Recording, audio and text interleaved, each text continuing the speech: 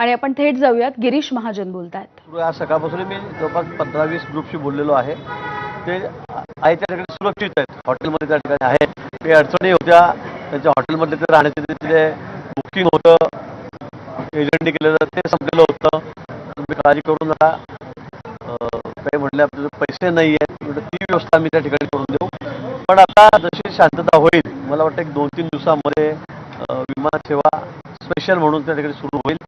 Central गव्हर्नमेंटकडून त्या ठिकाणी संपर्क आहे, त्यांच्या एम्बेसी सुद्धा त्याच्याशी सुद्धा आम्ही त्या ठिकाणी बोललो होतो। मला वाटतं 2-3 दिवसामध्ये जशी परिस्थिती निवडेल त्यावेळेला आपण त्यांना इकडे आणू। भाऊ, आखाती देशामध्ये जो युद्ध सुरू आहे त्याच्यावर मोदी येत आहेत, राहुल गांधी असतील, ओवैसी असतील, संजय राऊतांनी आज अग्रलेखामधून खोमेनी यांचं कौतुक केलेलं आहे। या सगळ्या घटनाक्रमाकडे, या वक्तव्याकडे तुम्ही कसं बघता? खोमेनी यांचं कौतुक केलं जात आहे, बलिदान आहे, हा हे बलिदान आहे असं संजय राऊत म्हणतात अग्रलेखात।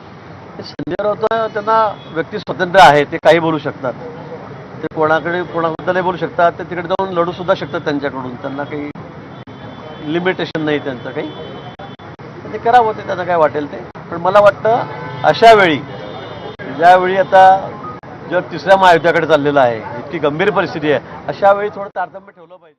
आणि यानंतर बुलेटिनमध्ये छोटासा ब्रेक, बघत रहा एबीपी माझा।